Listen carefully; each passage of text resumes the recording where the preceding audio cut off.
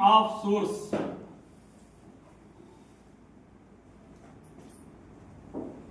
पैसे कमाने का साधन हमारे पास कैसा है, हम किस तरीके से पैसा कमा रहे हैं। अगर कोई नौकरी वाला है, पहला तरीका क्या है पैसा कमाने का? नौकरी। दूसरा क्या है? व्यापार। तीसरा खेती। और चौथा मजदूरी। वैसे इसको पैसा कमाने का तरीका नहीं बोला जाता, फिर भी लिख देते हैं, राइट। अब ये बताओ, इनकी सच्चाई अपन जानते हैं। ये नौकरी करने वाला ये क्या करता है? खुद की करता है या दूसरे की? दूसरे की ना। क्यों? क्योंकि इसके ऊपर बॉस बैठा रहता है। ये आदमी स्वतंत्र नहीं है। मैंने एक डायलॉग पढ़ा था सोशल मीडिया पे कि कोई प्राइवेट नौकरी करने वाला आदमी त्योहारों में खुद के घर जाने के लिए अपने बॉस से परमिशन लेता है। मतलब क्या हुआ? जहां से काम करके वो पैसा कमा रहा है उसमें वो इतना फंसा हुआ है कि अगर त्योहारों में घर भी जाना हो तो उसके लिए भी उसको परमिशन की जरूरत है ना। तो ये नौकरी वाली जिंदगी अच्छी है क्या? नहीं। क्यों? क्योंकि हम यहाँ पर दूसरों के गुलाम होते हैं। और आज के 50 साल पहले जो हमारे बुजुर्ग लोग हैं, उनके जमाने में एक डायलॉग चलता था कि उत्तम खेती मध्यम बान और अधम चाकरी भीख निदान। मतलब खेती को उत्तम दर्जे का माना जाता था और व्यापार को मध्यम दर्जे का, और नौकरी को, चाकरी का मतलब हुआ नौकरी, तो अधम चाकरी भीख निदान। नौकरी को सबसे निम्न दर्जे का माना जाता था।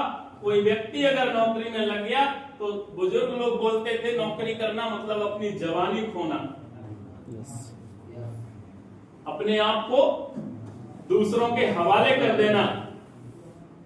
और इसीलिए पुराने जमाने के लोग इसको पसंद नहीं करते थे। लेकिन समय बदला, देश की आजादी जब हमको मिली तो आजाद भारत में हमारी सरकार बनी, और जब सरकार बनी तो सरकार के सरकारी तंत्र को चलाने के लिए लोगों की जरूरत पड़ी। तो उस समय सरकार ने क्या किया? नौकरी में लोगों की भर्ती करना शुरू किया। तो फिर ट्रेंड जब बदलता है तो देखिए, शुरुआत में जो लोग नौकरी पे गए तो होशियार लोग तो छोड़ के भाग जाते थे।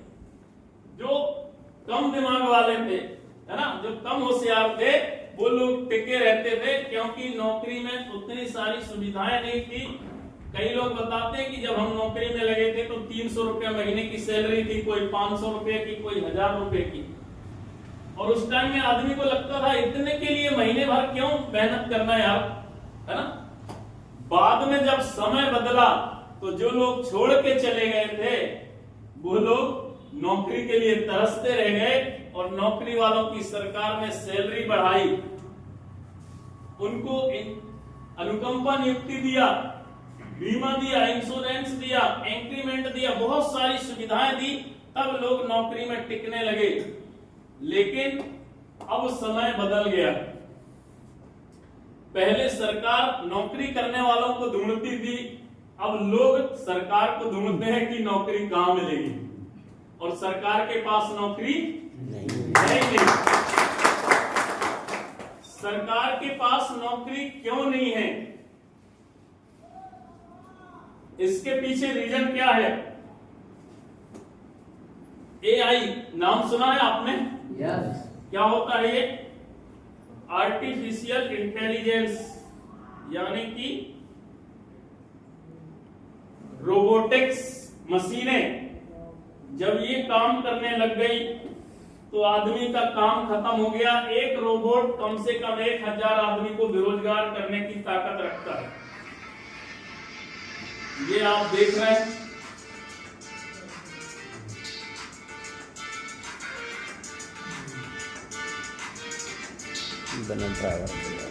क्या हो रहा है? ये एक ऐसी गाड़ी है जिसको कोई नहीं चला रहा है, और जोमेटो वालों ने क्या किया है, अपने ऑनलाइन डिलीवरी के लिए इसको इस्तेमाल किया है। अब बताओ, इसमें ये मशीन का चमत्कार है। कई लोगों ने मेरे से कहा, सर इसमें जो खाना रखा हुआ है उसको तो कोई भी निकाल के खा लेगा, ऐसा हो सकता है ना? कोई है ही नहीं ना, उसको कोई ड्राइवर चला रहा है ना, और इसको पता कैसे चलेगा कि उसके घर में खाना देने जाना है? आपके पास भी एआई है। ये मोबाइल क्या है? एआई है। आप किसी शहर में हो, आप गुम गए हो, अपने साथी से बिछड़ गए हो, और वो कहता है कि भाई साहब लोकेशन सेंड करो, और जैसे ही लोकेशन आप सेंड करोगे और उसको वो चालू करेगा तो वो आपको रास्ता बताते हुए वहां पर पहुंच जाएगा, ले आएगा। लाएगा कि नहीं? यस। ये क्या है? आर्टिफिशियल इंटेलिजेंस, मशीन का युग। अब अभी जो हम मशीन आपको दिखा रहे थे ना, उसमें सीसीटीवी कैमरा लगे हुए हैं, और वो कैमरे जो है वो जोमेटो वाले के ऑफिस से अटैच है। वहां पे दिखेगा कौन इसको छेड़छाड़ कर रहा है, जिसके पास भेजा गया है वही इसको उठा सकता है, वही उसको रोक सकता है, वो वही जाके रुकेगी और उसी को डिलीवरी मिलेगी।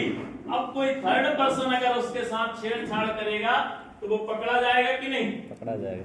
जितने का खाना नहीं खाएगा उससे ज्यादा का उसको पनिशमेंट मिल जाएगा। ये क्या है? Artificial intelligence. अब सोचिए, आज ये हाल है, आज से 10 साल पहले, 15 साल पहले, 20 साल पहले आपके घर का कोई होशियार बच्चा आपके उसके दादाजी को बताता कि दादाजी आने वाले समय में ऐसा जमाना आएगा कि पूरी दुनिया आपके मुट्ठी में होगी, तो दादाजी उसको 2 चाटा लगाते, बोलते हमको बेवकूफ बना रहा है। होता कि नहीं? yes. हम भी होते उस जगह पे तो हम भी यही बोलते, लेकिन ये घर घर में है कि नहीं? yes. है ना? अब आज अगर कोई आपसे बोले कि भैया आज से 20 साल बाद हर घर में आरसीएम होगा, तो कई लोग बोलेंगे बहुत चली गई तेरी कंपनी, ऐसे बहुत लोग आए और गए। और लेकिन जब हो जाएगा तब उसके साथ क्या होगा? पड़ोसी के घर में लग्जरी कार खड़ी रहेगी, उसकी लाखों की इनकम आ रही होगी, और ये अपने परिवार के साथ आरसीएम के बिजनेस को चलाने के लिए बहुत दूर दूर भटक रहा होगा। ऐसा ही होगा। नौकरी को कौन खा गया? मशीन। ये कैसे खा गया? आप बैंक जाते हो, पहले बैंकों में बहुत भीड़ लगती थी ना? yes. अच्छा, पहले ज्यादा लोग रहे होंगे इसलिए भीड़ लगती थी, ऐसा ही है? या फिर पहले ज्यादा लोगों के खाता रहे होंगे? नहीं, अब ज्यादा लोगों के खाता है, जनसंख्या विस्फोट अब हो रहा है, लेकिन बैंकों में भीड़ कम हो गई। क्यों कम हो गया? क्योंकि मशीन ने बैंकों की जगह ले ली। जो पढ़े लिखे लोग हैं इस मोबाइल से करोड़ों का ट्रांजैक्शन कर सकते हैं।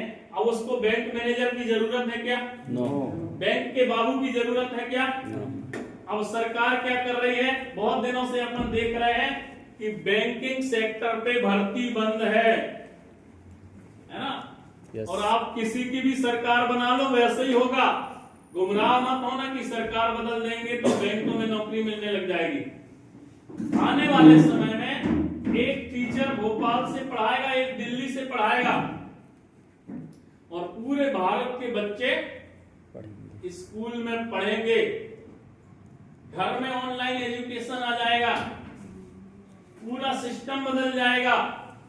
और इसीलिए सरकार धीरे धीरे स्कूलों को भी बंद कर रही है ना? एक साला एक परिसर के माध्यम से टीचरों को भी कम करते जा रही है। पहले जैसे भर्तियां नहीं निकलती, पहले हम सुनते थे उस गांव का फलाने का लड़का वो ये बन गया वो बन गया। बहुत सारे लोग 95% लिए घूम रहे हैं। बोलते हैं हमारी नौकरी नहीं लग रही है, उनको नहीं पता कि 98 वाले भी घूम रहे हैं, है ना? तो काम किसने खत्म किया? आर्टिफिशियल इंटेलिजेंस ने। लोग पहले बैंकों में जाके पैसा निकालते थे, उसके बाद क्या आ गया? एटीएम। एटीएम से पैसा निकलने लगा, फिर पैसा जमा भी होने लगा, पासबुक भी प्रिंट होने लगा, और उसके बाद जब एंड्रॉइड मोबाइल आया तो बैंक आपकी मुट्ठी में आ गया। Yes, right. आने वाले समय में ड्राइवरलेस गाड़ियां आने वाली हैं, बहुत सारे ड्राइवर बेरोजगार हो जाएंगे। आने वाले समय में एक बॉम्बे का डॉक्टर, आप उससे डायरेक्ट संपर्क करके और एक ऐप के माध्यम से आप अपने बॉडी में जो भी प्रॉब्लम है वो सारी चीजें स्कैन करके उसको बताएंगे, सारी रिपोर्टें आपके पास ऑनलाइन आ जाएंगी और वो वहां से ऑनलाइन दवाई सप्लाई करेगा। और एक डॉक्टर लाखों मरीजों के इलाज कर सकता है, तो फिर डॉक्टरों का भी काम खत्म होगा कि नहीं? होगा। हर सेक्टर पे मशीनरी हावी है और लोगों को लगता है कि आरसीएम करना जरूरी है। जरूरी नहीं है मेरे भाई, मजबूरी बन जाएगी आज से 10 साल बाद, लेकिन मर्जी से करोगे तो सबसे ज्यादा प्रॉफिट में रहोगे और मजबूरी पे करोगे तो कम प्रॉफिट में रहोगे। यस। बताओ, आरसीएम का काम मशीन कर सकती है क्या? नहीं कर सकती, है ना? मशीन, कितनी मशीन आ जाए, लेकिन लोग साबुन लगाना बंद कर देंगे क्या? नो। चाय पीना बंद करेंगे? नो। मसाले खाना बंद कर देंगे? नो। कपड़े धुलना बंद कर देंगे? सारा काम चलता रहेगा, बाजार व्यवस्था तो चलेगी, लेकिन जो लोग नौकरी पे निर्भर हैं, जो लोग ट्रेडिशनल मार्केटिंग पे निर्भर हैं, इनका व्यापार, इनका रोजगार चौपट हो सकता है। क्यों हो सकता है? क्योंकि आप गूगल में सर्च करेंगे व्यापार की स्थिति क्या है, ट्रेडिशनल मार्केट जो है वो 40% माइनस पे चला गया और ऑनलाइन का जो व्यापार है वो 60% ग्रोथ पे है। मतलब आपके घर का 10 साल का बच्चा, आपको पता भी नहीं है, और आपके मोबाइल को उठाता है, फ्लिपकार्ट और अमेजॉन में अपने मनपसंद का जीन्स, अपने मनपसंद का टी शर्ट और जूता, जो भी उसको अच्छा लगा वो ऑनलाइन ऑर्डर कर देता है, ऑनलाइन वाला आपके घर पहुंचा देता है। अब लोग बड़ी बड़ी ट्यूबलाइट लगा के सजा धजा के दुकान को बैठे हैं, वहां पे ग्राहक कम होते जा रहे हैं और उनका खर्चा बढ़ते जा रहा है, बिजली बिल का खर्चा बढ़ते जा रहा है, किराए का खर्चा बढ़ते जा रहा है, कर्मचारी का खर्चा बढ़ते जा रहा है और इनकम कम होते जा रहे हैं। तो कितने दिन तक खोल के बैठेंगे शोरूम को? बोले रहेंगे क्या? नहीं, एक ना एक दिन वो भी वापस आएंगे। तो व्यापार में क्या हो रहा है? एक तो पैसा लगाओ और पैसा कमाओ। भारत में नियम क्या है? अगर आपको हजारों कमाने हैं तो लाखों लगाने पड़ेंगे, लाखों कमाने हैं तो करोड़ों लगाने पड़ेंगे, और करोड़ों कमाने हैं तो अरबों लगाने पड़ेंगे। ये व्यापार का नियम है। इस हॉल में किसी के पास है क्या करोड़ों? हो तो बता दो, मैं मांगूंगा नहीं, क्योंकि मेरे पास आरसीएम है, एक ना एक दिन आ जाएगा। नहीं है, आम आदमी के पास पैसा भी नहीं है। अगर वो व्यापार करेगा, मान लो बैंक देने को तैयार है, हम लोन भी लेते हैं, किसी रिश्तेदार से उधार ले लेते हैं और कोई व्यापार खोल लेते हैं, आपका व्यापार अच्छा चलने लगा, उसी एरिया में एक दूसरा पैसे वाला आदमी आपकी दुकान के नजदीक एक नया दुकान डाल देता है, आपकी ग्राहकी आधी होगी कि नहीं? हो जाएगी। और कहते हैं भारत में 90% स्टार्टअप 6 साल के अंदर अंदर बंद हो जाते हैं। उसका रीजन यही कंपटीशन है, लोग बर्बाद हो जाते हैं कंपटीशन में। तो अब व्यापार करना भी भारत में आसान नहीं रहा। तो जिनके पास पैसा नहीं है व्यापार करने के लिए, अगर उनकी पुश्तैनी कोई जमीन है तो लोग सोचते हैं चलो खेती कर लेंगे और जी लेंगे, क्या जरूरत आरसीएम करने की। लेकिन खेती की कंडीशन क्या है? अगर